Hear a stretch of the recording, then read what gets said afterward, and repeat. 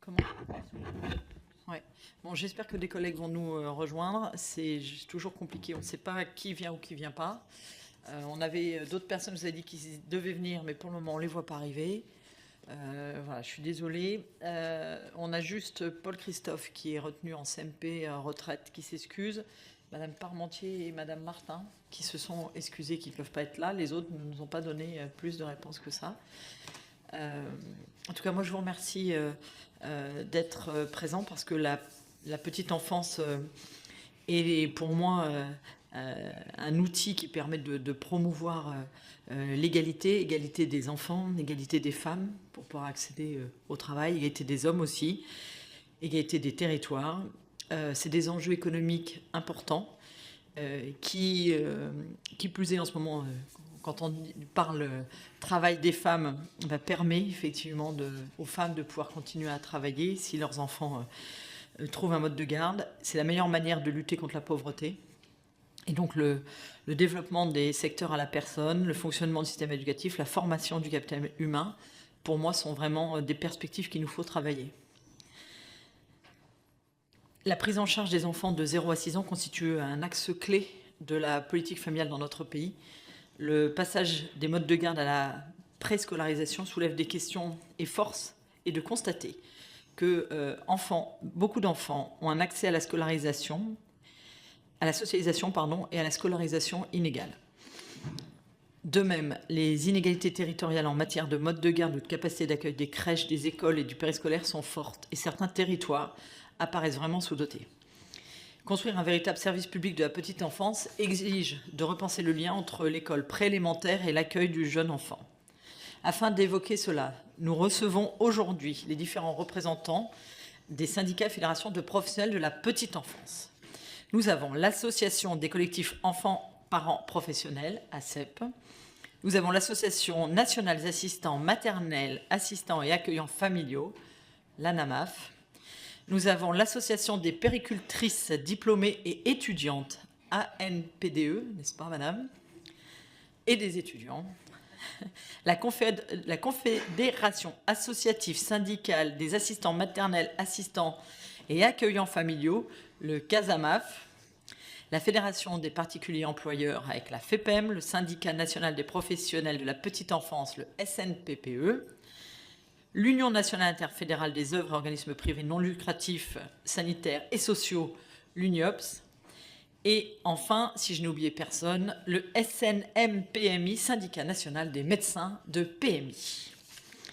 Alors en 2019, presque 60% des enfants de moins de 3 ans ont bénéficié d'une offre d'accueil. Le mode d'accueil français est très diversifié, mais la prise en charge par les assistantes maternelles reste majoritaire, 53%, suivi des établissements d'accueil collectifs à 35%. Alors si l'on se réfère aux chiffres de l'ONAPE, l'Observatoire national de la petite enfance, on est bien sur ces chiffres-là. Vous me direz si je ne me suis pas trompée, mais normalement on est là-dessus. Ce constat ne doit pas occulter que 40% des enfants ne bénéficient pas de solutions et que l'offre demeure inégale sur tout le territoire. Toujours selon ces chiffres, on voit de grosses disparités, notamment en Guyane. On offre 10 places pour 100 enfants de moins de 3 ans, tandis que par exemple la Haute-Loire en propose 87. C'est ainsi que le Conseil économique, social et environnemental a affirmé dans son rapport vers un service public d'accueil de la petite enfance que la politique d'accueil du jeune enfant est loin de satisfaire les exigences d'égalité, d'accessibilité, de continuité sur le territoire. Le ministre des Solidarités et de l'Autonomie des personnes handicapées, Jean-Christophe Combe, auditionné le 6 décembre dernier par la délégation aux droits des enfants, a reconnu qu'il manquait actuellement 200 000 places d'accueil en France pour répondre aux besoins et aux demandes exprimées par les familles. C'est pourquoi il a annoncé une grande concertation sur son projet de service public de la petite enfance, dont l'objectif est d'assurer à chaque parent une solution d'accueil pour son jeune enfant.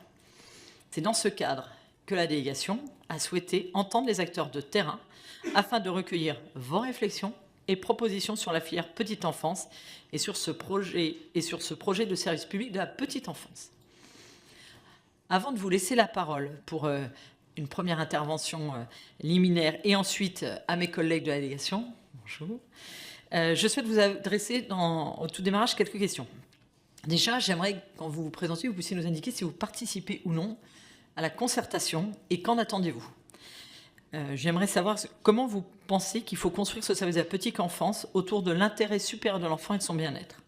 Et s'agissant de la gouvernance, partagez-vous les recommandations du CESE de clarifier la compétence de l'accueil du jeune enfant à titre obligatoire pour les communes et intercommunalités, ainsi que la mise en place de nouveaux comités départementaux des services aux familles, vous paraît-il de nature à améliorer l'offre? Enfin, sur le volet de l'offre et des métiers, quels seraient les points d'amélioration pour assurer un accueil de qualité? Comment assurer le contrôle de tous les établissements, tant publics que privés?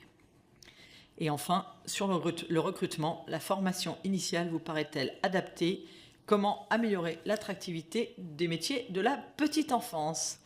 Voilà pour ce lancement de cette réunion. Je vais vous laisser la parole les uns derrière les autres. On avait convenu, je crois, comme vous êtes assez nombreux, de 2 minutes. On peut éventuellement aller à 3, mais qu'on puisse avoir le temps d'échanger dessus, parce que vous êtes une petite dizaine, donc on va déjà être là dans un tunnel d'une 30aine de minutes. Donc voilà, si on peut s'y tenir, ça pourrait être intéressant. Je vous propose qu'on commence à droite et que, voilà, comme ça, il n'y a pas de... Et voilà, vous organisez comme vous voulez sur les 3 minutes. Monsieur Dupuis, je vous laisse la parole en premier. Oui, je veux bien démarrer.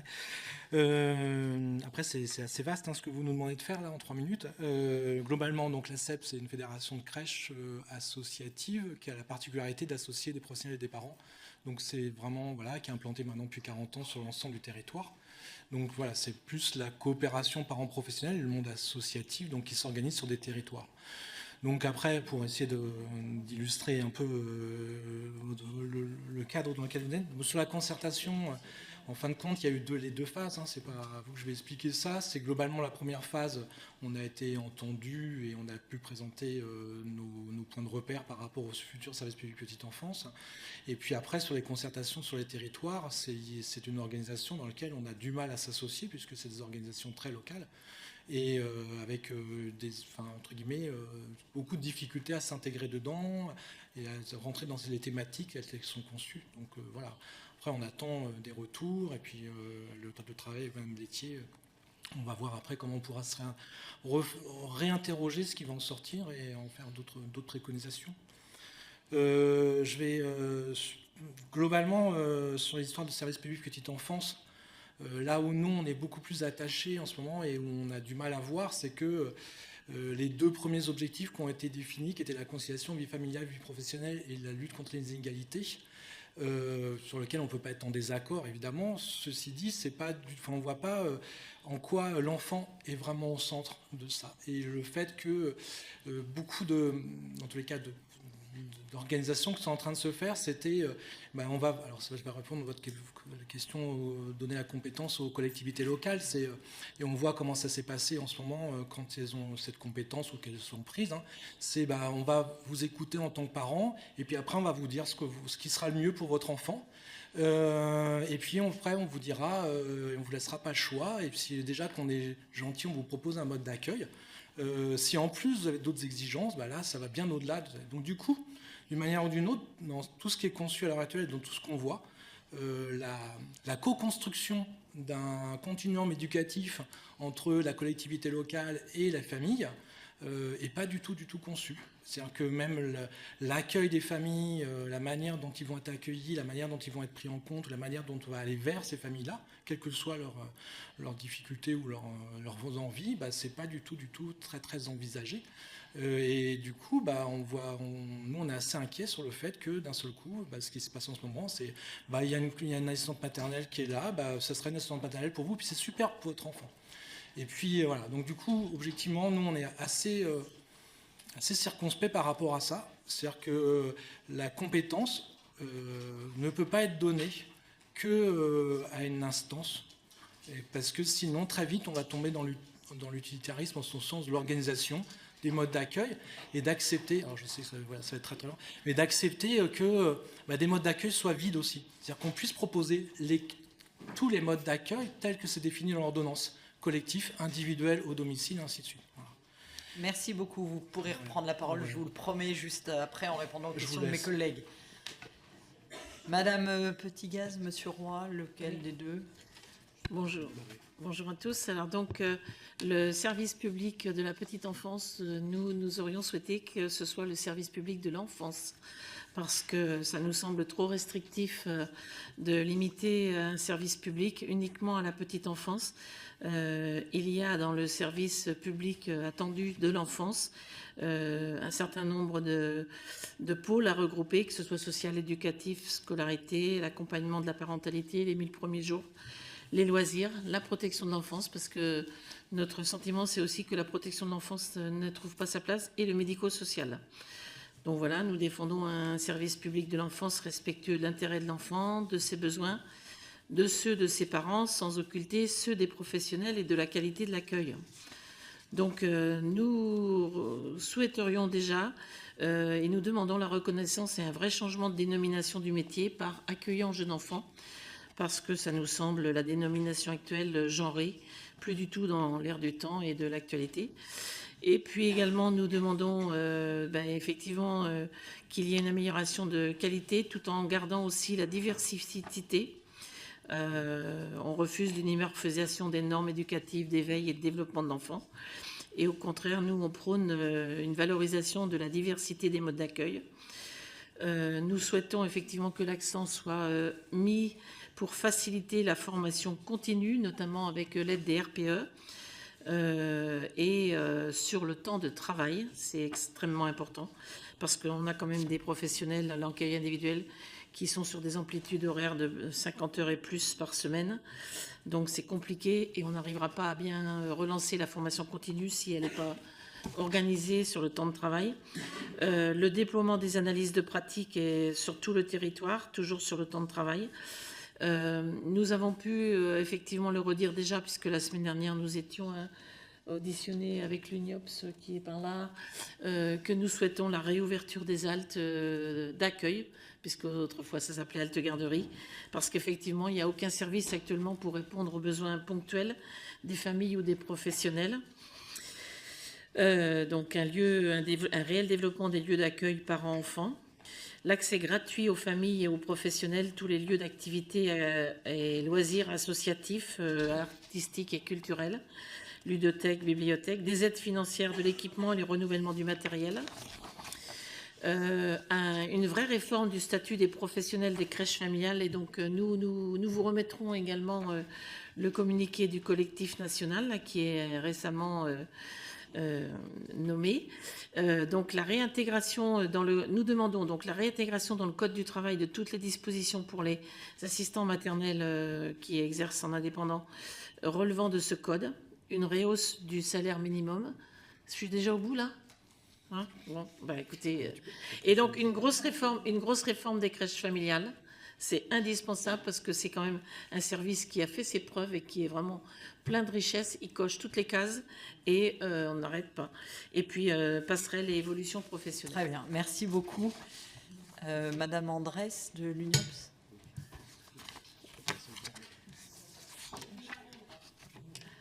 C'est bon ? Bonjour à toutes et tous, on m'entend. Alors, préciser quand même que l'UNIOPS compte des adhérents petite enfance et soutien à la parentalité, mais pas uniquement. On a des adhérents sur beaucoup de champs, en matière de protection de l'enfance, lutte contre les exclusions, logement, autonomie. Tout ça pour dire quand même qu'on note des similitudes avec ce qu'on observe sur le champ de la petite enfance, sur d'autres secteurs, enfin, en matière de difficultés, je pense notamment, ça a été évoqué, à la pénurie de professionnels, c'est pas propre au secteur de la petite enfance. Je pense notamment aussi à un développement de l'offre qui est freiné, malgré des besoins qui sont identifiés, et je parle là notamment de l'offre PSU, du fait notamment de difficultés à s'engager financièrement pour les collectivités territoriales. Je voulais aussi dire que c'est un secteur qui, malgré tout, porte des initiatives et peut-être des opportunités. En tout cas, on a l'impression qu'on est quand même sur une époque un peu charnière. On verra ce qu'il en sort, mais on a la mise en place du comité de filière petite enfance et effectivement la perspective de création de ce fameux service public de la petite enfance. D'abord présenté comme un objectif quantitatif de création de places, 200 000 places d'accueil. C'est important, mais ça nous paraît quand même assez réducteur. Je pense que c'est une occasion pour notre société de prendre mieux en compte les jeunes enfants, leurs besoins, leur rythme, leurs parents également, ce qui appelle donc à dépasser le seul enjeu de conciliation vie familiale, vie professionnelle dans cette réflexion. C'est important d'avoir cette réflexion globale, petite enfance, soutien aux parents, pour, et je rejoins ce qu'a dit notamment Philippe Dupuis dans ses propos, ne pas aller sur le développement d'une prestation de service visant à proposer des places, quelle que soit la forme de la place, quelle que soit la qualité de l'accueil. Il faut des garanties évidemment de qualité, mais aussi il faut faire en sorte que le secteur puisse vivre, c'est-à-dire aller vers les familles, soutenir les innovations, soutenir les espaces de création aussi pour les professionnels, renforcer la place des parents dans l'accueil du jeune enfant, et favoriser aussi les coopérations au service des jeunes enfants et des parents. Ça peut paraître un petit peu bateau dit comme ça, mais c'est un enjeu qui est réel, notamment pour le secteur associatif où on voit fleurir les appels à projets et diverses formes de mise en concurrence qui favorisent souvent quand même les moins-disants, là où on pourrait construire des projets communs. Et pour répondre à l'une des questions sur la participation à la concertation, nous avons donc été entendus la semaine dernière par Elisabeth Laitier et Pauline Domingo. Je rejoins ce qui a été dit précédemment aussi sur les difficultés à s'inscrire dans les concertations territoriales qui sont conduites différemment en fonction des territoires, et on peut l'entendre, mais sur lesquelles il est parfois difficile d'avoir des informations, et au cours desquelles quand même le sujet service public de la petite enfance est traité, sans doute pour des sujets de méthodologie, est traité de manière un peu morcelée. C'est-à-dire qu'on va traiter de la question du foncier, on va traiter de la question de la pénurie des professionnels, mais on n'a jamais une réflexion globale sur qu'est-ce qu'on entend collectivement par un service public de la petite enfance. Voilà. Merci beaucoup. Monsieur Roy, du coup, de Casa Femmes. Oui, c'est ça. Oui, ça va être très rapide, hein, effectivement. Je viens plutôt en écho avec ce qu'a dit ma collègue Marie-Noëlle Petitgat tout à l'heure. Ce qu'on a besoin à travers, je ne vais pas rentrer dans le cadre de l'enfant lui-même, puisque d'autres collègues le feront largement mieux que moi. Ce qui est important de souligner, et c'est surtout ça sur lequel je veux insister, parce qu'effectivement c'est la partie syndicale qui parle, c'est que pour pouvoir effectivement mieux accompagner ces enfants, il est clair qu'il va falloir se préoccuper, une bonne fois pour toutes, de l'accompagnement des professionnels. Et notamment ne pas s'interdire toutes les solutions qu'on peut mettre sur la table. Notamment, on s'est surtout interrogé lors de concertations passées sur le jeune enfant, comme sur la protection de l'enfance d'ailleurs, de la place de la PMI, eu égard notamment à tout ce qui touche à l'agrément et au contrôle des professionnels. Et je pense que là, il ne faut surtout pas, une fois de plus, occulter d'autres moyens de pouvoir accompagner ces professionnels et de ne pas rester dans les paradigmes actuels. Surtout, d'autant plus qu'on a des problématiques d'ordre financier qui nous empêchent tous d'avancer, finalement. Voilà, je m'arrêterai là pour l'instant. Merci. Très bien, merci beaucoup. Après, je ne sais pas si c'est Monsieur Godefroy ou Madame Niger, l'un ou l'autre. Ça sera moi, merci beaucoup.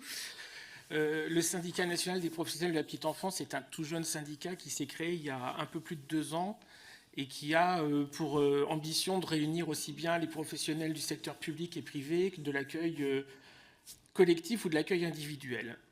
Voilà, on a mis ce projet en place et qui vient à l'initiative de professionnels de la petite enfance au départ. Et en propos introductifs, le syndicat aimerait pouvoir rappeler combien les professionnels de la petite enfance sont en souffrance actuellement par rapport aux conditions de travail dans lesquelles ils sont. Notre dernier communiqué en faisait état. De nombreuses situations sont problématiques, tant au niveau de la gestion du bâtimentaire que de la gestion des équipes, que dans l'encadrement des enfants et parfois même de faits divers qui nous horrifient au niveau du syndicat parce que ce n'est pas du tout comme ça qu'on aimerait que le secteur soit représenté dans les médias. Et que du coup, ce qui nous paraît super important dans le cadre de cette pénurie qui est maintenant identifiée depuis un beau moment, entre autres par l'étude et les chiffres de la CNAF, c'est que du coup, il va falloir, avant tout, et avant de parler de service public de la petite enfance, faire en sorte que les conditions de travail actuelles des professionnels de la petite enfance, et donc les conditions d'accueil du jeune enfant, soient correctement respectées par rapport au Code de la santé publique. On a trop d'échos de la part de professionnels et de témoignages de situations où le taux d'encadrement n'est pas respecté, et ça devient plus qu'urgent que du coup cette situation-là soit vraiment prise correctement en compte. La seule réponse à la pénurie, à notre grand désarroi de la part du ministère, c'est d'avoir sorti un arrêté au mois de juillet dernier qui permet aux professionnels qui n'ont pas de qualification petite enfance de pouvoir venir renforcer les équipes. Vous vous doutez bien que notre position est forcément contre cette disposition, puisque du coup, s'occuper du jeune enfant, c'est quand même une responsabilité importante et qu'une formation minimum ne peut pas se cantonner à 120 heures de pratique sur le terrain accompagnés par des professionnels qui sont déjà eux-mêmes en grande difficulté de travail puisqu'ils sont déjà en pénurie d'encadrement. Donc le propos sera le suivant, c'est que du coup le SNPPE est plutôt dans une posture à dire qu'il faut déjà en urgence réagir à la situation actuelle, que du coup pour cela au niveau de faire face à la pénurie, il se pose forcément la question de la valorisation des métiers et donc de leur reconnaissance au niveau salarial. Et que, effectivement, peut-être que le temps que tout se mette en place, il va y avoir peut-être des situations où on sera obligé, pour les familles, de faire en sorte que les structures aient une voilure qui soit moins importante, de manière à ce que les conditions d'accueil soient les plus quand même respectueuses des jeunes enfants et donc des conditions de travail des professionnels. Merci beaucoup. Madame Pradier. Oui, merci Madame la Présidente, Mesdames, Messieurs les députés. Vous avez parlé tout à l'heure d'une position du ministre qui parlait de 200 000 enfants à garder dans le cadre de son discours du mois de décembre ou du mois de novembre, je ne sais plus. Nous avons l'étude de l'adresse qui date du 14 février dernier qui fait état de 400 000 enfants qui aujourd'hui n'ont pas trouvé de mode de garde. Donc la Fédération, nous, des particuliers employeurs, la FEPEM, qui représentons 100% des particuliers employeurs et pour ce qui nous intéresse, la totalité des parents employeurs confiant leurs enfants à un mode d'accueil individuel. C'est le premier mode d'accueil formel du jeune enfant. Aujourd'hui, 1,1 million de parents font le choix de l'accueil individuel. Il correspond au partage d'une vie de l'éducation et du bien-être de l'enfant entre un parent et un professionnel, qu'est l'assistant maternel. Et également pour concilier son temps de vie privé, son temps de vie professionnel, et je parlerai notamment pour les heures décalées.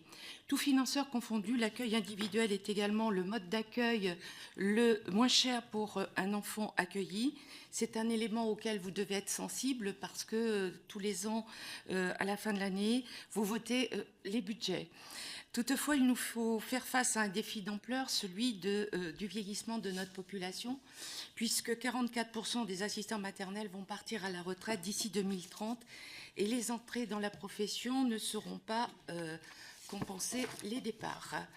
Pour y répondre, donc, notre secteur s'est structuré avec l'entrée en vigueur d'une nouvelle convention collective au 1er janvier 2022, depuis donc plus d'un an, et notamment sur la garantie des droits sociaux par la mise en commun des moyens des particuliers employeurs.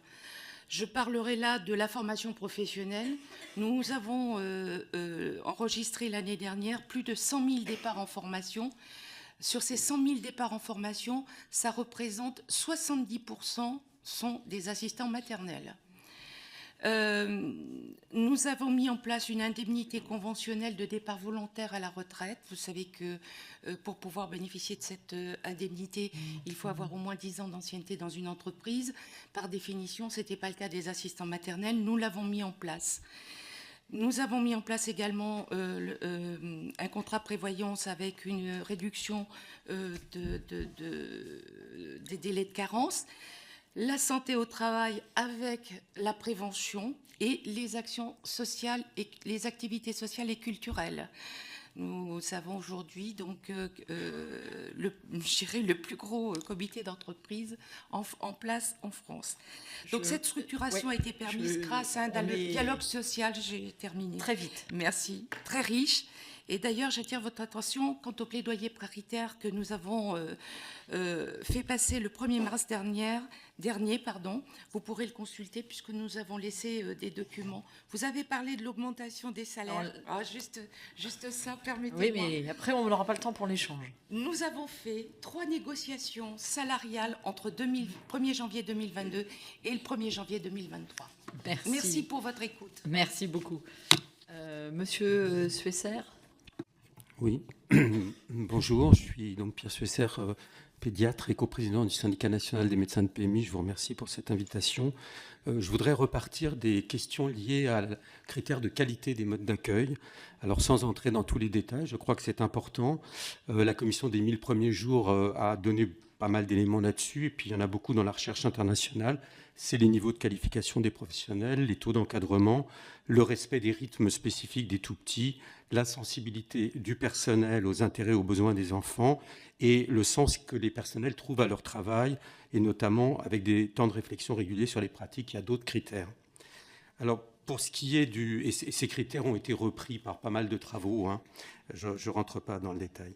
Alors, pour un service public de la petite enfance, quels critères nous paraissent importants? Bien entendu, son universalisme, une accessibilité généralisée par une couverture territoriale adaptée aux besoins, aller vers la gratuité, sachant que l'école maternelle est gratuite et l'était avant même d'être rendue obligatoire elle aussi, et puis la qualité, je viens d'en parler. Alors, le service public de la petite enfance, il devrait inclure, à notre sens, bien sûr, les établissements d'accueil du jeune enfant, publics, associatifs, privés, sans but lucratif, et les assistantes maternelles, en conférant à chacun une mission de service public. Il devrait permettre l'accès pour tous les enfants et leurs familles, quel que soit le lieu où ils habitent, avec le choix des modalités d'accueil qui leur conviennent, en assurant dès à présent l'accueil socialisé de tous les enfants de moins de 3 ans dont les parents le souhaitent, à due hauteur du temps de travail ou pour ceux qui sont en recherche d'emploi également, et au moins 4 demi-journées par semaine pour tous les enfants, y compris ceux dont les parents ne travaillent pas. C'est une préconisation toute récente du Conseil famille du HCFEA qui vient de sortir un rapport sur les modes d'accueil. Il devrait permettre aussi l'accueil de tous les enfants, ceux en situation de handicap ou atteints de maladies chroniques, et devrait se donner les moyens d'accueillir ces enfants en respectant leurs besoins singuliers. Et je pense par exemple au fait qu'il faudrait des aménagements tels que peut-être prévoir des AVS en crèche, alors qu'ils seraient par exemple des auxiliaires de puériculture formés à cet effet. Et la question se pose de l'accueil chez les assistantes maternelles. Beaucoup d'assistantes maternelles accueillent depuis longtemps des enfants en situation de handicap. Elles ont besoin d'être soutenues dans cet accueil, et c'est important. C'est parfois fait, mais très insuffisamment souvent. Et puis, pour conclure cette première intervention, la question de la tarification se pose. La tarification horaire qui s'apparente à une logique un peu de la T2A pour ce qui concerne l'hôpital, hein, c'est une tarification au plus petit épisode d'accueil puisqu'elle est à l'heure, et ça ne nous semble pas adapté aux besoins des enfants. Ça peut se traduire par un émiettement des temps d'accueil. Et là encore, le Conseil famille du HCFEA, dans son récent rapport, propose d'expérimenter la mise en place d'un forfait à la demi-journée à la place du système à l'heure actuelle. Et j'en ai fini pour l'instant. Merci beaucoup. Madame Prévost, pour notre dernière interlocutrice. Je ne sais pas si c'est celle-là. Bonjour à tous. Ça va? Oui, c'est ça. Bonjour. Alors, je voulais juste vous préciser déjà que les puéricultrices sont déjà infirmières. Je redis juste ça parce qu'on se rend compte qu'il y a beaucoup de gens qui ne le savent pas et qu'on est spécialisé en pédiatrie. Et la pédiatrie, alors c'est vrai, on nous dit puéricultrice, c'est la petite enfance, c'est avant la naissance, pour la préparation de la naissance de l'enfant. Et puis après, à la naissance, c'est jusqu'à 0-18 ans. Voilà.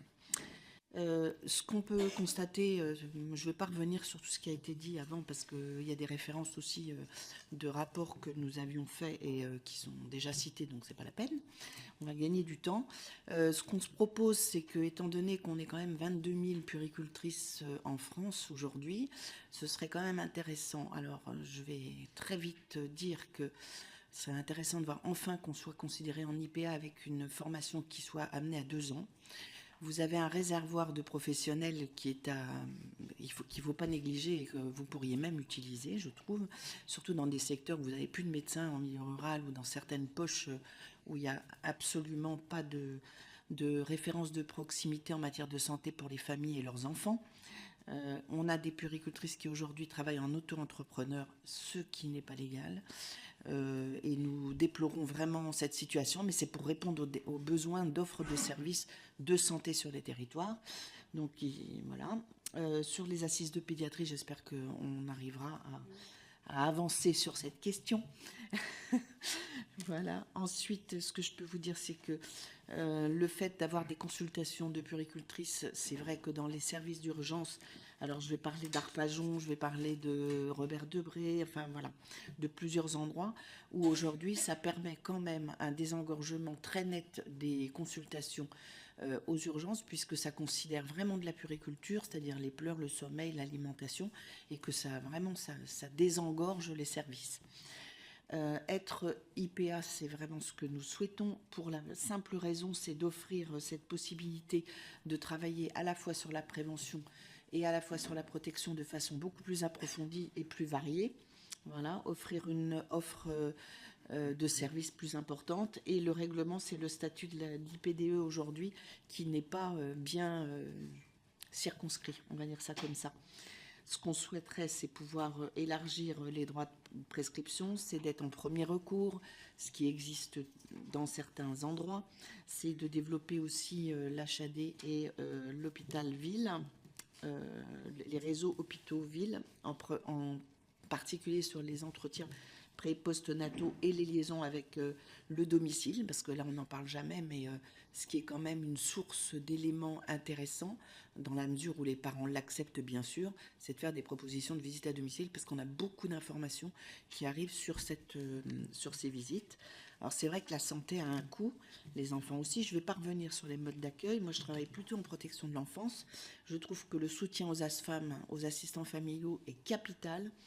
Le suivi des enfants confiés, Je vais vous demander de conclure. Oui. Le contrôle des établissements, ça me semble essentiel aussi, parce que ça amène à des fermetures dans certaines situations. On est bien d'accord. Merci beaucoup. Alors, mes chers collègues, je vais faire pire que pour nos invités. Je vais vous demander 2 minutes pour qu'ils aient le temps de répondre. Vous êtes habitués, c'est tout le temps pareil. Pour commencer, Madame Perron. Donc, merci de cette organisation d'audition. Merci à vous tous et toutes d'être présentes. Brigitte, heureuse de te retrouver. Monsieur Suesser, on se suit de jour en jour. Je voulais revenir sur l'historique qu'a lancé donc le ministre Combes depuis septembre, qui a lancé donc le CNR Petite Enfance. Nous en sommes presque à la fin de des étapes territoriales. Il en reste encore à ce jour une demi-douzaine qui se termineront le 12 avril en Côte d'Or. Donc, vraiment, c'est efficient de vous entendre et de vous écouter, puisque en tant que membre de la DDE, et je regarde la présidente, nous pourrions éventuellement, suite à votre audition, faire quelques propositions donc aux assises de la pédiatrie aussi. Et donc, c'est vraiment efficient de... Le timing est bien, malgré que ce jour soit un peu tendu, c'est le terme. Donc, il manque, alors 400 000, je ne suis pas tellement d'accord avec le chiffre, je dirais un peu moins, beaucoup moins même, mais bon, peu importe, ce qui nous manque, c'est la ressource humaine, on le sait tous, c'est la qualité des modes d'accueil, et j'en reviens à ce que disait Pierre Suesser, c'est la qualité qui prime, donc formation. Voilà, la formation des assistantes maternelles qui sont donc confrontées au handicap, et elles le font depuis très longtemps. Il y a toujours des remises à niveau nécessaires. Michel. Oui, 2 minutes, c'est vrai. Donc voilà, moi je vous écoute, je suis tout oui, je prends des notes sur mon petit portable, et voilà, parce que j'ai une présidente qui est comme ça, mais je suis habituée. Merci. Vous allez croire que je maltraite tout le monde, mais c'est pour que tout le monde puisse s'exprimer au mieux. De votre côté, Madame Loire ? Oui, bonjour Madame la Présidente. Moi, je voudrais revenir sur le travail formidable que réalisent les assistantes maternelles, en fait, parce que malheureusement, aujourd'hui, c'est un métier qui est mal reconnu, je pense, mal rémunéré. D'une région à l'autre, il y a une un très gros décalage au niveau des revenus. Malheureusement aussi, on a le manque de formation, je pense.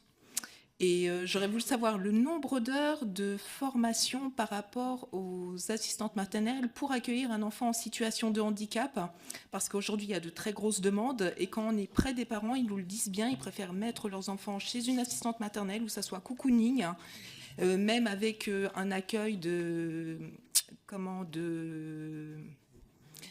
où on a plusieurs assistantes maternelles ensemble, les MAM, où on a des MAM maintenant. Donc les parents se retrouvent mieux avec une MAM, avec une assistante maternelle, plutôt qu'à mettre un enfant en crèche. Donc voilà. Merci. Merci, Monsieur Portier. Merci, Madame la Présidente.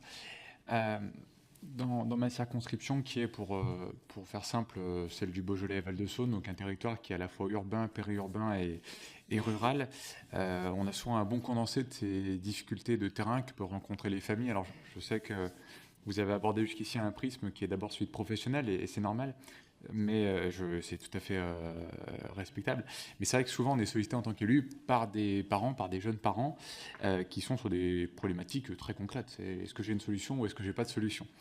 Et ces parents, ces jeunes parents sont souvent assez désemparés, assez démunis, parce que beaucoup ne trouvent pas, et a priori, au vu des dynamiques qu'on voit dans les différents métiers, ça risque de s'aggraver très nettement dans les 10 ans qui viennent. Quand ils ont fait le tour des assistantes maternelles, des nounous, des crèches et compagnie, ces parents sont souvent amenés à faire un choix. J'ai beaucoup malheureusement d'amis dans cette situation, et parfois ils se retrouvent à devoir eux-mêmes devenir le mode de garde de leurs enfants, ce qui est forcément un renoncement d'une façon ou d'une autre. L'un des deux conjoints décide de renoncer à toute ou partie de son activité professionnelle, et il faut le dire très clairement sur langue de bois, c'est quasi toujours au détriment de madame. Ce qui est problématique, c'est problématique à l'heure où on a déjà du mal à pourvoir dans notre pays tous les postes, dans bien des domaines, et en même temps quand on se bat tous à nos niveaux respectifs pour assurer l'égalité entre les hommes et les femmes. De ce point de vue-là, il est assez inconcevable qu'on puisse devoir faire le choix de la garde de l'enfant au détriment du maintien dans l'emploi, quand en plus, et le sujet des retraites en est assez révélateur, on a des problèmes de natalité assez sévères dans le pays. Ça fait une équation qui, à plein d'égards, est compliquée. L'UNICEF, et ça a été rappelé par plusieurs, indiquait qu'il manquait 230 000 places d'accueil du jeune enfant. Ce sont souvent les territoires ruraux, c'est pour ça que je précisais la situation de ma circonscription, ce sont les territoires ruraux qui en pâtissent. L'UNICEF propose deux choses, c'est le sens de ma question. Premièrement, de créer un service public d'accueil du jeune enfant. Deuxièmement, de rénover la gouvernance de la politique d'accueil en inscrivant sa mise en œuvre directement dans les compétences obligatoires des communes et des intercommunalités. Le premier point, je crois qu'il y a un relatif consensus, mais sur le deuxième point, qu'en pensez-vous ? Merci. Merci beaucoup. Monsieur Martinet. Merci Madame la Présidente. Alors mon propos sera alarmiste. J'aimerais qu'il en soit autrement, mais personnellement, tous les retours que j'ai du terrain, tous les échanges que j'ai avec les professionnels me montrent que la situation est alarmante, que le secteur de la petite enfance est dans un cercle vicieux qui risque de provoquer son effondrement, parce que la majorité des structures sont en sous-effectif. Cela provoque de la souffrance des professionnels, dont certains quittent le secteur, qui fait que les situations de sous-effectif sont de plus en plus nombreuses, etc., etc. Et que ça se cumule avec des problèmes qui datent depuis plus longtemps, de manque de valorisation du métier, de faiblesse des salaires. Bref, je pense que la situation est très très compliquée. Et je le dis ici, parce que souvent à l'Assemblée nationale, le ton est plus policé dans les propos que l'on a. Donc je le dis avec force. Là, je pense qu'il y a une alerte énorme. Et jusqu'à présent, moi j'avais tendance à dire que le gouvernement regardait l'effondrement se faire. Mais là, je pense qu'il y a une donnée qui a changé depuis quelques semaines. C'est qu'il y a une réforme qui est en cours de discussion en ce moment à l'Assemblée nationale, qui va avoir des conséquences terribles sur le secteur de la petite enfance. Je parle évidemment de cette réforme des retraites. Puisque quand on dit travailler 2 ans de plus, on sait sur quel métier ce sera le plus difficile. Ce sont les métiers pénibles, ce sont les métiers physiques, les métiers aussi où il y a de l'épuisement psychologique. Et là, on parle typiquement du secteur de la petite enfance. Alors, il y a celles qui, une fois qu'elles auront appris qu'il faudra travailler 2 ans de plus, qui peut-être arriveront à changer de secteur. Voilà, tant mieux pour elles, mais ça fera encore une fois des postes vacants. Et puis, il y a toutes les professionnels qui seront, bon, par conviction ou par contrainte, qui resteront dans le secteur et pour qui travailler 2 ans de plus, je le disais, ça va avoir des conséquences terribles, et y compris des conséquences terribles sur leur corps. Parce que les métiers de la petite enfance, ce sont des métiers qui ont une pénibilité physique, où la conséquence de ce métier, c'est qu'on a le genou, les épaules, la hanche, le dos, tout ça qui finit par craquer. Moi, je suis vraiment stupéfait du nombre de personnes sur le terrain qui me parlent, par exemple les fonctionnaires territoriaux qui sont en inaptitude parce que leur corps a été brisé par le métier de la petite enfance et qui sont ensuite lâchés comme ça, abandonnés. Elles n'ont pas de solution. La réforme des retraites, elle va aggraver cette situation. Alors moi, je veux bien l'avis de... Merci beaucoup, on a bien compris. Madame Dubré-Chirat, s'il vous plaît. Oui, c'est pas le sujet. Merci, Madame la Présidente. Alors moi, j'ai le privilège du recul, si c'est de l'âge, en tous les cas sur les modes de garde. Et je voulais revenir sur 2 choses. La première chose, c'est que ce qu'on peut constater, c'est qu'il y a dans le temps une diversification des modes de garde qui s'est opérée, une formation améliorée des personnes qui assurent la garde des enfants, même si ça peut encore s'améliorer. Là-dessus, il n'y a pas de souci et qu'on peut être plus performant. Et que, en fait, on avait déjà, mais je pense qu'il y a besoin d'une accentuation de la formation sur l'accueil. Moi, je n'irai pas vers les AVS, mais plutôt sur la formation à l'accueil des enfants handicapés. Ça, c'est plutôt assez bien fait sur un nombre réduit dans un certain nombre de structures, mais je pense que ça a grand besoin d'être amélioré. Le souci qu'il y a, je pense, c'est d'une part sur les MAM, parce que c'est des structures genre auto-entrepreneurs qui s'installent un peu n'importe où en termes de locaux et qui ont des fois des locaux qui sont inadaptés par rapport à la charge de travail, voire avec un étage, des escaliers à monter sans arrêt, qui ne sont pas forcément adaptés, et puis des gens qui ont un statut qui est auto-entrepreneur, mais qui voudraient aussi avoir un statut des fois de public. Donc il y a une ambiguïté sur le type d'installation et le statut. Et la dernière chose, c'était par rapport à l'hébergement d'urgence. Aujourd'hui, on a, enfin, hébergement d'urgence pour les enfants, on a un besoin pour des femmes qui ont besoin d'aller passer un entretien, qui ont besoin d'aller passer une journée de test ou qui ne trouvent pas d'accueil temporaire. Il y avait les haltes garderies, pas partout. Et moi, je ne suis pas sur un territoire qui est le plus mal en point en termes de maillage territorial sur l'accueil des enfants. Mais on sait qu'on a à venir une difficulté parce qu'on va avoir une perte de personnes, effectivement, qui vont partir à la retraite. Merci beaucoup. Madame Ranck. Merci Madame la Présidente. Dans un premier temps, je tiens à vous remercier d'être présente aujourd'hui afin de mettre en lumière certaines problématiques liées à l'activité des professionnels de la petite enfance. J'ai justement été frappée en tant que déjà particulier employeur, mais également en début de mon mandat par les problématiques tout à fait cruelles, celles du manque en matière de droits, d'information, de soutien, comme pendant la période du Covid.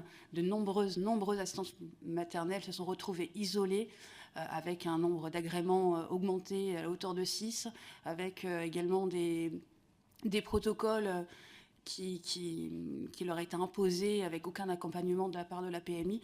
Ça a été une période particulière extrêmement difficile pour elles et elles s'en souviennent encore aujourd'hui. Mais c'est surtout ce manque de considération du statut également des assistantes maternelles par le gouvernement. Je tiens d'ailleurs à vous assurer qu'avec mes collègues, nous avons à cœur de défendre l'un des métiers les plus beaux au monde et qui est également si essentiel dans la vie quotidienne. À ce titre, nous avons déposé une proposition de loi visant à réduire la précarité financière des assistantes maternelles victimes d'impayés. À l'instar d'un grand nombre de mes collègues, j'ai reçu de nombreux témoignages d'assistantes maternelles plongées dans une situation financière difficile, de par déjà les salaires qui sont extrêmement bas, mais également par le manque d'accompagnement et le manque de soutien justement dans ces impayés qu'elles doivent souvent prendre en charge, des frais de justice également, et qu'elles ne peuvent pas honorer. C'est inacceptable, d'autant plus justement sans cet accompagnement et ce soutien. Ce problème qui est tout à fait récurrent doit être terrassé d'une façon ou d'une autre. Je m'adresse donc à vous afin de savoir si vous aviez des solutions envisagées dans cet objectif, de votre avis sur la question, et puis nous informer d'autres problématiques liées au métier justement de celle de la petite enfance. Je vous remercie. Monsieur Dunoyer, pour terminer, et après je vous donnerai la parole. Merci Madame la Présidente, merci pour votre initiative, merci Mesdames et Messieurs pour votre présence. Pardonnez-moi, je suis arrivé un peu en retard, mais j'ai réussi à comprendre à peu près l'essentiel de ce que vous avez eu comme message. Je voudrais vous faire un petit voyage outre-mer parce que je suis député de Nouvelle-Calédonie.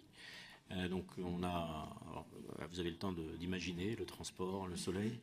On a des problématiques qui sont évidemment tout à fait similaires, avec des statuts qui sont tout à fait autonomes, puisque nous ne dépendons pas, et d'ailleurs dans les documents qu'on voit, on s'aperçoit que les Outre-mer ne sont pas nécessairement totalement représentés. Alors c'est peut-être une première question, peut-être une première remarque, parce que je considère que bien que, quel que soit le niveau de compétence exercé sur nos territoires, ce serait très intéressant d'avoir une structuration nationale au sens premier du terme, ultramarin y compris sur mon territoire, la Polynésie, parce que je crois que plus on est fédéré, plus on est structuré, plus on peut défendre des intérêts, et finalement les constats sont évidemment les mêmes.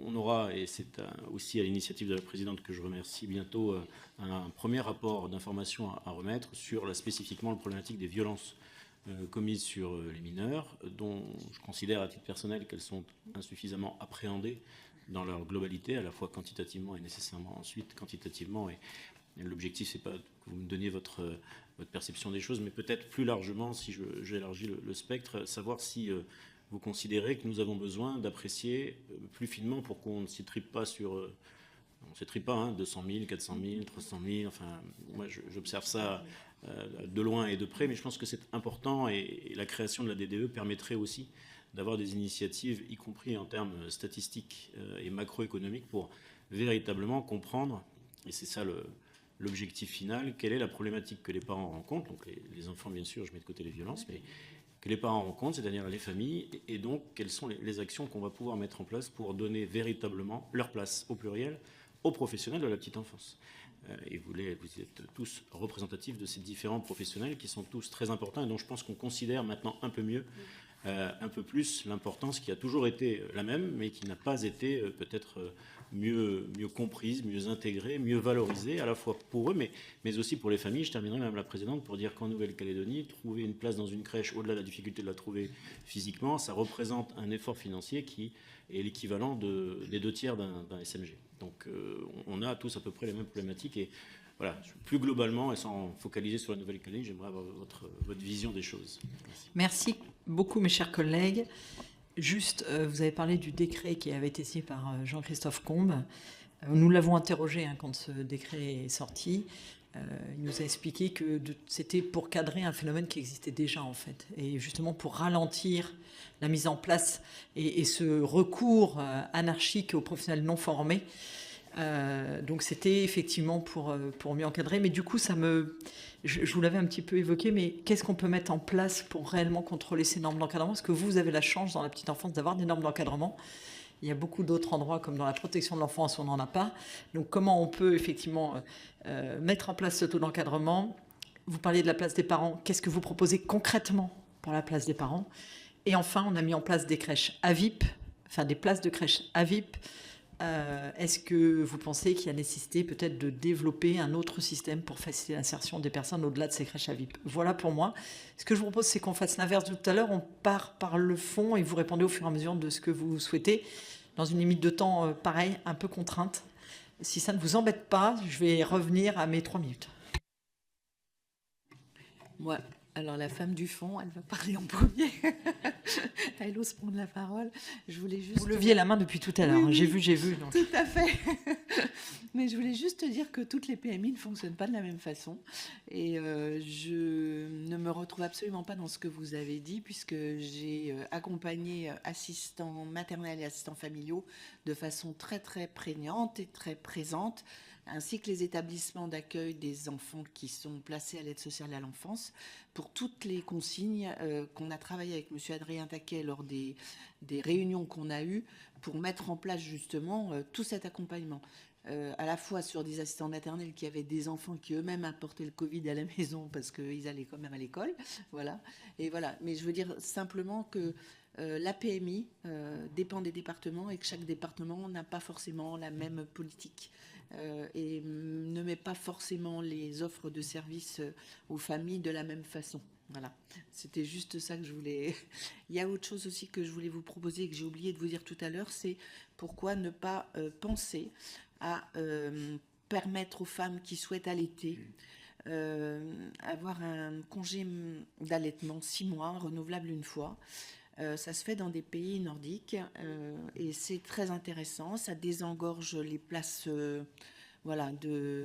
ça désengorge vraiment les places au niveau des modes d'accueil. Ça permet aussi aux femmes qui veulent allaiter d'allaiter. Et c'est un excellent quand même. Je suis désolée, il y a eu suffisamment d'écrits là-dessus. Je pense que Pierre, tu diras la même chose, non ? Que c'est quand même un excellent moyen de prévention et de structuration de lien entre la mère et l'enfant. Voilà.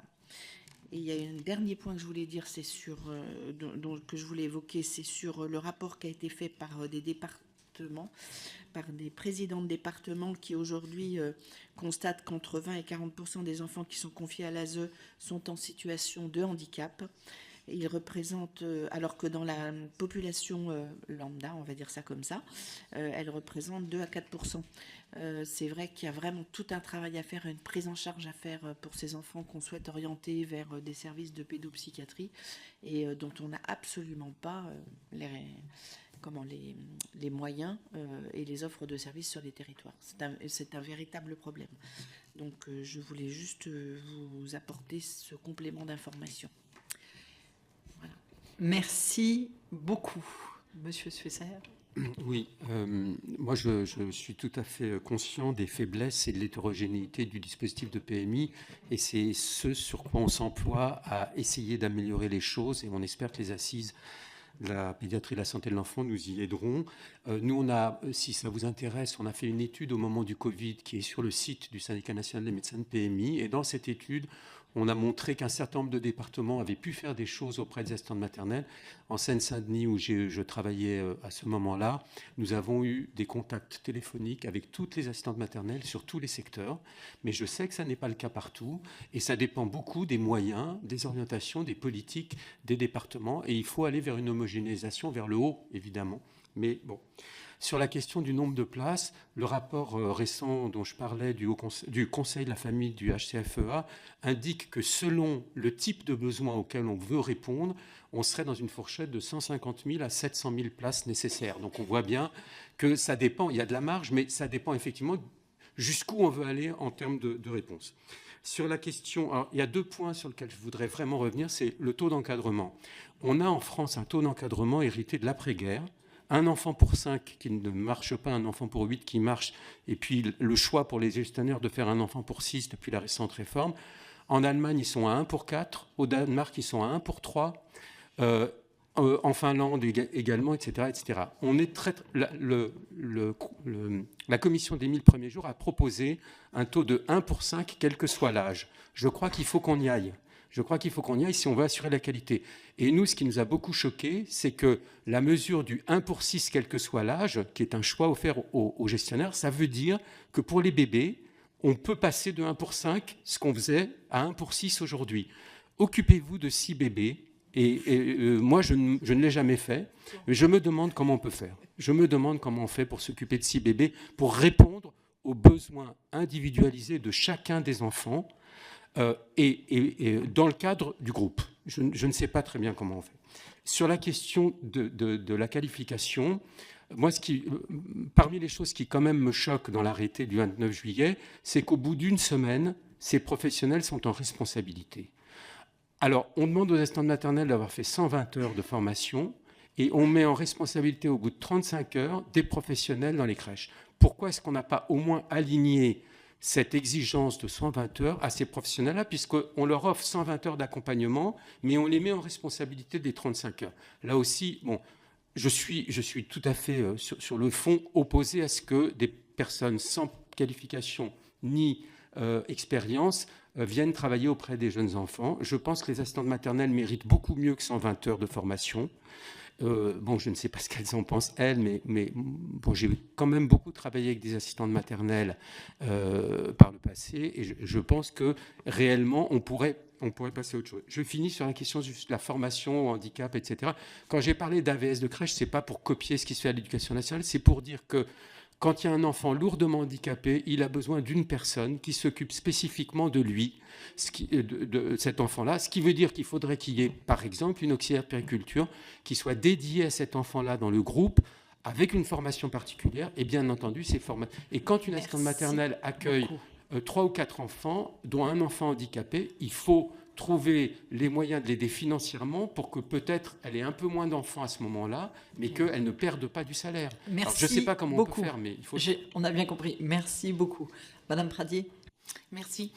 Je reviens juste sur le chiffre de 400 000 que j'ai donné tout à l'heure. Je suis désolée, mais c'est le chiffre qui nous a été donné, communiqué par l'adresse, et il date du mois de février. Alors, je ne sais pas s'il n'est pas bon, mais nous prenons toujours les chiffres. Pardon ?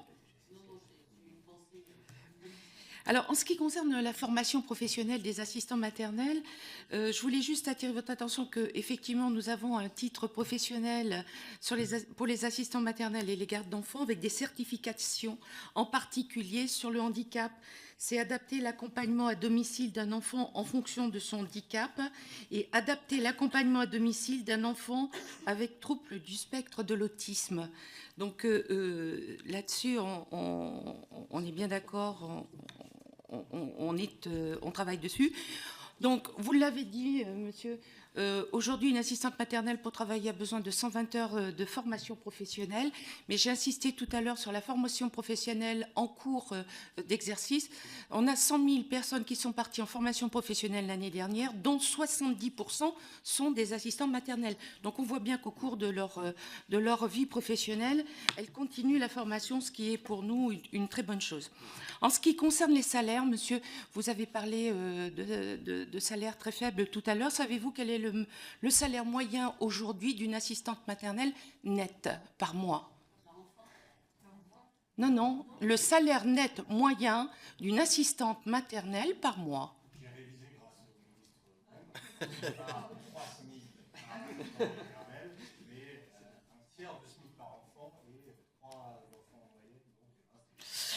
Aujourd'hui, le salaire moyen net par mois est à 1319. C'est un salaire moyen. Vous avez, il y a une question d'offre et de demande. Vous avez tous les chiffres dans notre document qu'on vous a laissé, mais on vous... Alors, j'allais vous dire... Alors, mes chers collègues, on va essayer de pas... Sinon, on va pas s'en sortir sur le temps. Je vous donne un exemple. J'ai une personne dans mon entourage qui fait garder ses jumelles par une dame qui garde 3 enfants. C'est 3 000 € par mois de salaire net. Donc, effectivement, dans le nord de la France, c'est peut-être moins. Ensuite, nous, ce que nous disons, il faut aussi accompagner les parents sur le plan financier. Pourquoi ? Parce qu'aujourd'hui, il y a un décalage entre l'aide que l'on peut donner aux parents quand ils passent par une assistante maternelle et quand ils font garder leur enfant par des EAJE. Donc ça aussi, il va falloir qu'on discute là-dessus. On a parlé également de la retraite. Chez nous, le cumul emploi-retraite, monsieur, ça représente 9% de notre population. C'est une personne sur 5 qui bénéficie de ce dispositif. Je vous remercie de conclure, s'il vous plaît. Je vais conclure, pardon. Les MAM, pardon d'en reparler, ne sont pas, les assistantes maternelles n'ont pas de statut d'auto-entrepreneur. Ça n'est pas possible. Elles relèvent du statut du salarié, du particulier employeur. Et concernant les impayés, nous avons mis en place à la FEPEM une commission de travail parce que nous nous sommes rendus compte qu'effectivement... Il faut conclure maintenant, s'il vous plaît, sinon je vais être obligée de vous couper. C'est toujours trop, mais ça représente 0,17% de la masse salariale. Merci Ce sont les chiffres beaucoup. de l'URSSAF. Ensuite, du coup... Alors, on va répondre à deux voix, si vous voulez bien, puisqu'on est présent à deux. Juste pour rebondir sur les propos de Madame Pradier, moi, je travaille sur un secteur rural actuellement. J'ai travaillé en tant que responsable de relais assistants maternels il y a quelques années. Et sur le territoire, sur 200 assistantes maternelles, il y en avait à peine 15 qui pouvaient avoir un SMIC par mois. Statistique CAF de mon territoire. Donc je pense que du coup, il y a quand même des très très grandes disparités et que la moyenne ne veut vraiment pas dire quelque chose dans ce métier-là. Je voulais laisser ensuite la parole à ma collègue. Alors moi, je vais répondre aussi à la question, faut-il rendre obligatoire un contrôle de la qualité de l'accueil ? on répond oui. Il est nécessaire de rendre obligatoire un contrôle de la qualité de l'accueil pour vérifier si le cadre réglementaire de la sécurité et de l'hygiène est bien respecté et tous les documents destinés aussi à ces réglementations sont bien notifiés et remplis. Donc ce qu'on demande aussi, et ça serait aussi bien aussi de le faire, c'est par rapport au rôle des PMI, de faire donc des contrôles structurés et réguliers donc dans les EAGE, dont les nouveaux aussi, nouvelles micro-crèches qui fleurissent maintenant d'une façon assez importante, et de voir aussi justement des contrôles inopinés, sans que les gestionnaires soient au courant justement de cette visite. Voilà, d'où un renfort des équipes PMI et autres organes de contrôle. Voilà, parce que oui, c'est un sujet quand même assez important à développer. Où on a là aujourd'hui peut-être pas trop le temps. Mince, pardon, excusez-moi, c'est l'émotion. Merci. Pour compléter les propos de ma collègue, voilà. On voudrait aussi réagir par rapport au rapport que la DGCCRF a fait sur les microcrèches il y a quelques mois de cela, et qui met en avant aussi tout un panel de dysfonctionnement de ce type de structure, et qui, hélas, n'a pas eu beaucoup d'écho dans le secteur suite à la publication de ce rapport-là. Il nous paraît important, au-delà que les PMI puissent faire un contrôle sur la qualité d'accueil du jeune enfant et sur le respect du Code de la santé publique, que les autres organismes de contrôle, et là en l'occurrence sur le secteur des microcrèches, on est plutôt sur le type de statut des entreprises, que les organismes comme la DGCCRF ou l'inspection du travail s'intéressent beaucoup plus aux conditions de travail, aux conditions contractuelles que ces structures peuvent proposer, parce que, hélas, il y a des abus et que ces abus-là font mal au secteur. C'est tout bon. Merci beaucoup, Madame Andrès. Les questions sont nombreuses. Je vais essayer de m'attaquer à un autre sujet. La question portant sur la compétence obligatoire. Alors, bien entendu, les collectivités territoriales, communes et intercommunalités doivent être mobilisées sur la question. L'accompagnement et l'accueil des jeunes enfants et de leurs parents, c'est un service de proximité qui doit s'intégrer dans un tissu local. Vous l'évoquiez en introduction, en lien avec les acteurs de l'éducation nationale, école maternelle, des actions culturelles également, les acteurs de la santé. Donc c'est primordial. Alors sur la question de la compétence obligatoire, à l'UNIOPS, on n'a pas de positionnement tranché sur la question, si ce n'est pour dire que la compétence obligatoire, justement, ne va pas régler l'ensemble des enjeux qu'on aborde aujourd'hui. S'il y a compétence obligatoire, il faut évidemment ressources financières adaptées et quand même des précautions. C'est-à-dire que la petite enfance ne peut se concevoir, même avec une compétence obligatoire, sans l'État, sans les CAF, sans les conseils départementaux et les conseils régionaux. Et donc qu'il faut conjuguer cette compétence obligatoire éventuelle avec des coordinations au niveau national et au niveau local. La deuxième chose, c'est que rendre une compétence obligatoire ne permettra, et on le voit sur d'autres politiques, pas nécessairement de gommer les iniquités territoriales. Et qu'il va falloir s'interroger sur la manière dont on garantit l'équité en matière de nombre de places, en matière de diversité des places d'accueil également, mais aussi fixer des exigences communes en matière d'accessibilité, que ce soit financière et géographique. Alors, je me permets que vous n'avez pas tout à fait écoulé votre temps et de demander une précision. J'avais demandé tout à l'heure sur les comités départementaux de services et familles. Est-ce que c'est ça que vous êtes en train de mentionner ou pas du tout ? Ça peut être un des leviers, effectivement. Après, on est au niveau départemental, donc on n'ira pas sur les spécificités très localisées, communales ou intercommunales. On va suivre de manière attentive le déploiement de ces comités départementaux des services aux familles. La crainte qu'on a, c'est que ces comités soient très bons, peut-être sur les constats, et notamment les constats quantitatifs, des données chiffrées en matière d'offres d'accueil, en matière aussi de suivi du nombre de professionnels et de personnel à former. Néanmoins, au-delà des constats, nous, on attendrait de ces comités de réels engagements, de réelles actions qui en découlent et faire vivre une dynamique. Donc on s'interroge sur les moyens qui vont être dédiés côté service de l'État et côté CAF pour que ces comités départementaux soient autre chose qu'une réunion annuelle visant à partager des constats chiffrés. Je vous remercie, Monsieur Roy. Oui, merci. Alors, je remercie Madame la députée d'avoir abordé un sujet qui certes est ancien, mais qui est quelque part un petit peu toujours prégnant. C'est effectivement la période Covid. Je rappelle quand même que l'ensemble des assistants maternels et assistants familiaux, d'ailleurs pour la protection de l'enfance, ont été largement sollicités pendant cette période, alors qu'effectivement, et d'ailleurs tout l'ensemble de la protection de l'enfance, et donc de la petite enfance également, alors qu'effectivement un certain nombre d'autres professionnels, d'autres métiers ont largement pu profiter de cette période pour effectivement se poser. Et parallèlement à ça, de s'entendre effectivement dire par certains élus, de dire qu'il y a le monde d'avant et puis il y aura demain le monde d'après. Le monde d'après, on y est confronté au jour d'aujourd'hui et chaque jour, nous sommes confrontés de plus en plus à cette période inflationniste et qui nous touche encore plus.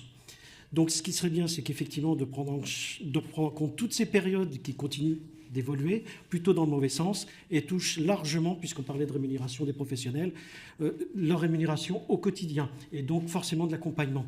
Ce qui touche aussi, justement, de la même façon, le taux d'encadrement. Le taux d'encadrement, de toute façon, a aussi une incidence sur le mode de rémunération, donc c'est un petit peu un paradigme, on tourne en rond. Les professionnels, quels qu'ils soient dans le domaine de la protection de l'enfance comme de l'enfance, ont le souhait majeur de pouvoir accueillir moins d'enfants pour pouvoir mieux s'en occuper, mais face à la réalité de tout ce à quoi ils sont confrontés chaque jour, malheureusement, ils sont obligés d'accueillir de plus en plus d'enfants. Voilà. Merci. Merci beaucoup, Madame Petitgat. Alors moi, je vais compléter donc ce que vient de dire mon collègue en partant sur d'autres sujets. Je voudrais revenir sur la formation pour l'accueil des enfants handicapés.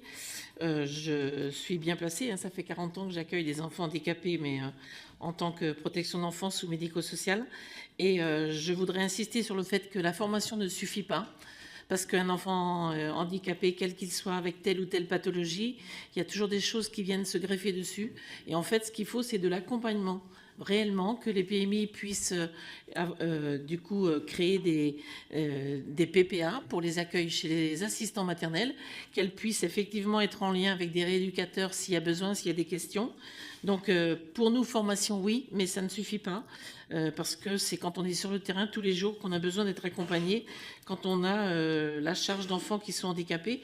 Et pour revenir aussi, qui vient un peu en soutien à ça, les assistants maternels qui ont des très grosses amplitudes horaires n'ont pas forcément la possibilité d'avoir de l'appui immédiatement. Donc il faudrait aussi réfléchir dans un service public à mettre un service d'astreinte pour qu'il puisse y avoir quelqu'un qui réponde sur la totalité de l'amplitude horaire des assistants maternels. Lequel argument me fait dire quand même que oui, 1 319 € de salaire moyen, sauf qu'il faut mettre à côté 50 heures hebdomadaires de travail. Donc ramener au taux horaire, on est quand même très très en dessous du salaire minimum et il faut absolument pouvoir augmenter le salaire minimum des assistants maternels parce que quand on parle de chiffres, il faut mettre l'ensemble des atouts derrière. Donc pour les MAM, effectivement, il n'y a pas de MAM qui sont entrepreneurs. Par contre, nous suivons un projet qui est assez important et qui est innovant. C'est une entreprise de MAM, donc effectivement secteur privé, mais qui va fonctionner en lien avec les collectivités territoriales ou des grosses structures, notamment hospitalières ou autres.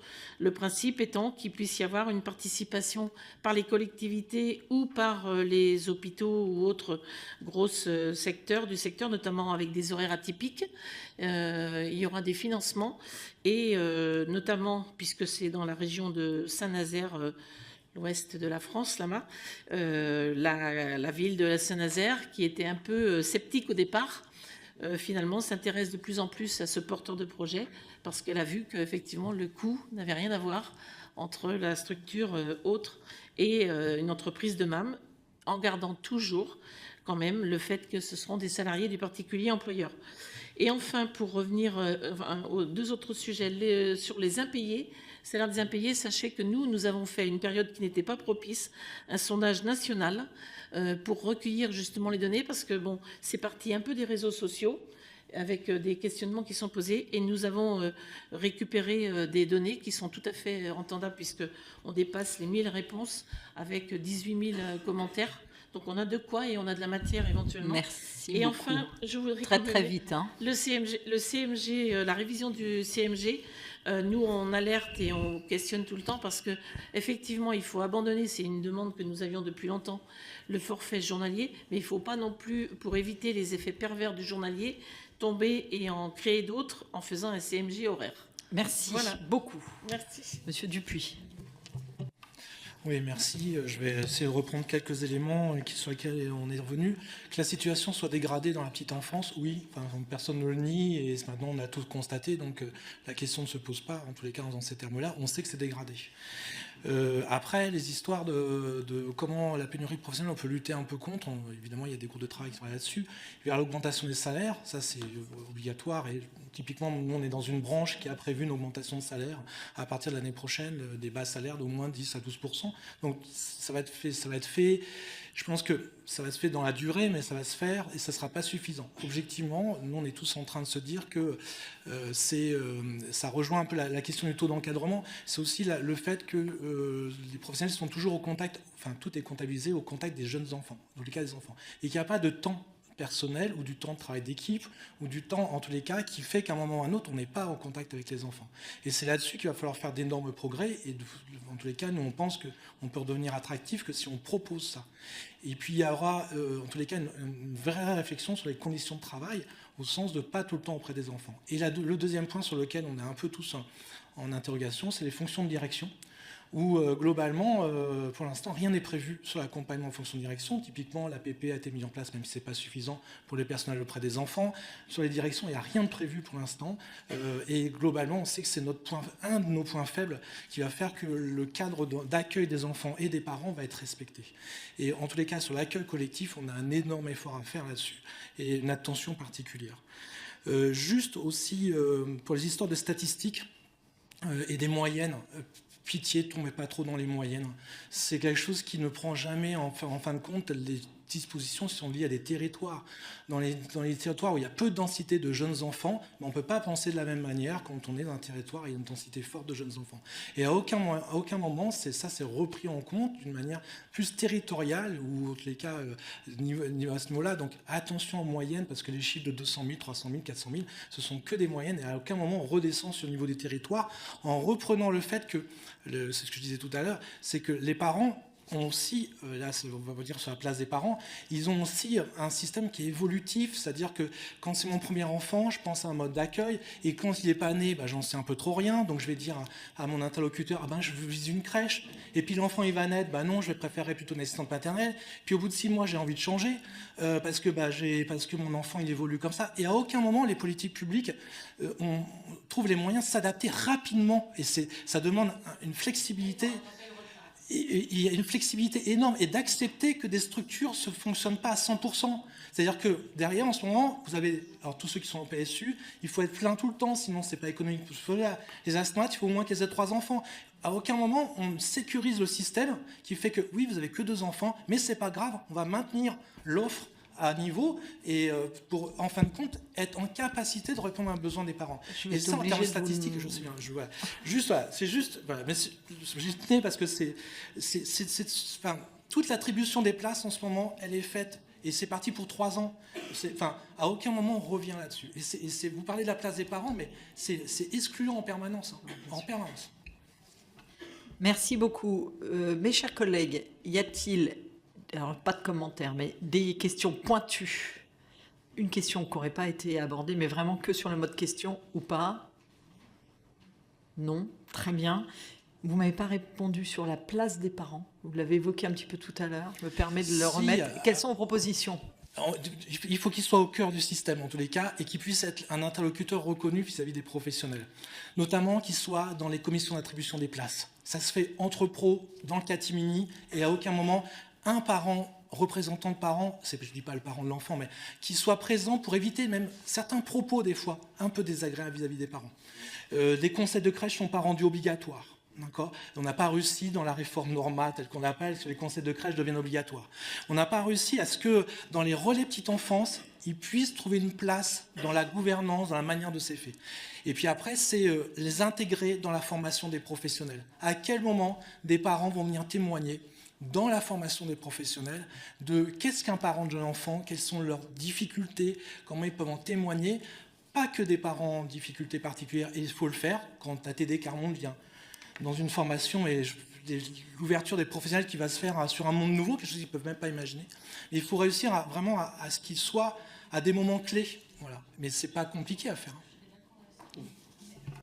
Merci beaucoup. Ce que je vous propose pour conclure, nous sommes dans cette... Ah, Michel, vas-y. Mais, tout ce que vous avez dit chacun, vous nous l'enverrez par écrit. Je pense qu'elle allait vous le demander. Parce que... Déjà, là. Ah oui, non. Oui, alors, très bien, le document est très bien fait, mais je vois en face de moi M. Suesser, non, Mme Brigitte, non.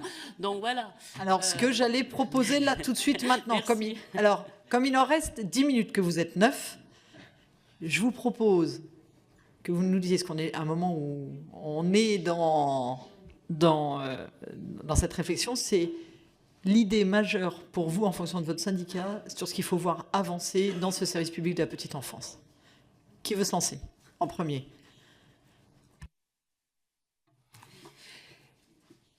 La FEPEM a depuis toujours, et c'est ce qui m'a permis moi de m'engager, ce qui a fait que je me suis engagée à la FEPEM, c'est de pouvoir dire à un moment donné, j'ai le libre choix, que ce soit d'ailleurs pour la garde de mon enfant, mais également si demain je suis plus âgée et que j'ai besoin d'une assistante de vie, je veux pouvoir avoir ce libre choix. Et donc j'accompagne la FEPEM dans ces demandes qu'elle fait notamment sur l'équité financière parmi tous les modes de garde concernant la garde d'enfants. Et puis, je défends également actuellement la remise en cause du secteur, notamment, vous avez abordé le sujet, madame, tout à l'heure, sur, on a parlé à un moment donné de l'ubérisation pour la garde d'enfants. Nous avons été complètement affolés par cela. Donc, c'est ce qui a fait que nous avons envoyer un plaidoyer à Monsieur le ministre sur le sujet, parce que c'est impensable, on ne fait pas garder un enfant comme on commande un véhicule, un taxi. Merci. Merci, Madame la Présidente.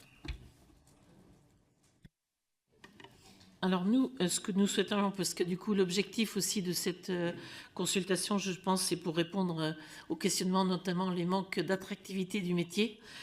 Donc il y a un certain point que nous avons pu développer, mais nous demandons la création d'un service indépendant et neutre d'octroi, suivi, agrément et gestion sous l'autorité du préfet, qui serait composé de membres pluridisciplinaires, de façon à pouvoir raccourcir les délais d'instruction des dossiers, parce que ça est quand même plusieurs mois.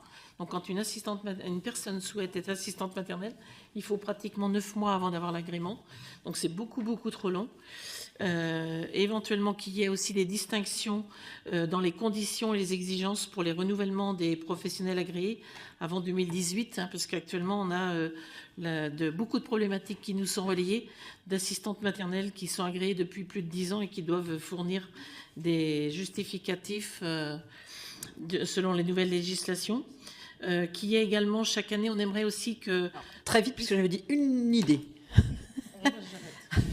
Vous aurez tout, de toute façon. Non, mais après, vous m'enverrez tout, monsieur Roy. Non, mais c'est comme ça qu'on est le plus efficace. Quand on dit une idée, vous êtes obligé de ressortir la plus importante.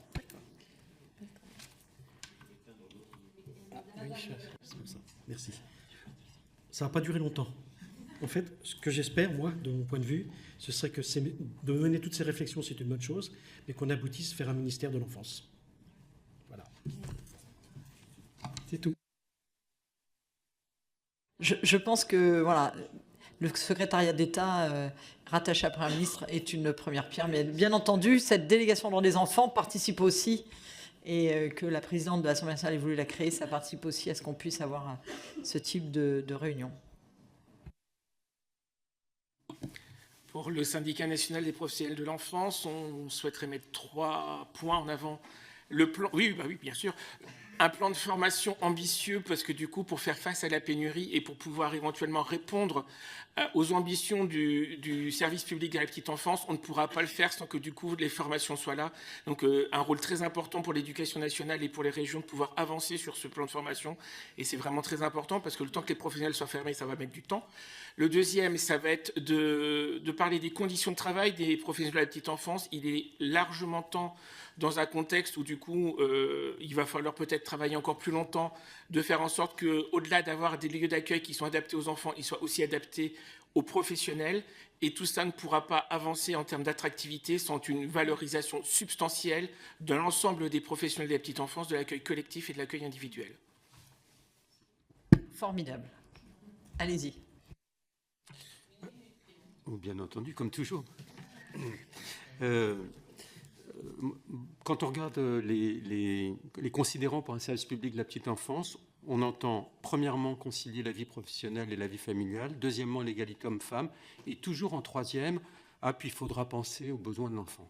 Alors moi, je pense qu'il faut dire en premier, c'est l'épanouissement et les besoins fondamentaux des bébés et des jeunes enfants, parce que sinon, je l'ai dit tout à l'heure dans la discussion, c'est la variable d'ajustement. Or, il faut s'ajuster.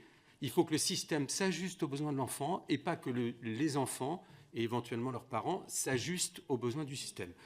Alors ça, c'est l'idée principale que je voulais mettre en avant. Alors elle n'est pas très pratique, mais si on ne part pas de là, si on n'a pas un peu une conception qui part de là, eh bien, on va avoir des réformes qui vont continuer. Moi, j'ai quand même été très opposé, malgré le fait que je reconnais que M. Taquet a été un ministre qui s'est intéressé de très près à toutes nos questions. J'ai quand même été très opposé à un certain nombre de mesures. Nous avons été très opposés à un certain nombre de mesures parce qu'elles vont à l'encontre de ça et que la commission des 1000 premiers jours avait proposé 2 mesures. Et elle n'a pas été mise en place par n'importe qui, si je me souviens bien. Premièrement, un taux d'encadrement d'1% et deuxièmement, 70% de professionnels les plus qualifiés.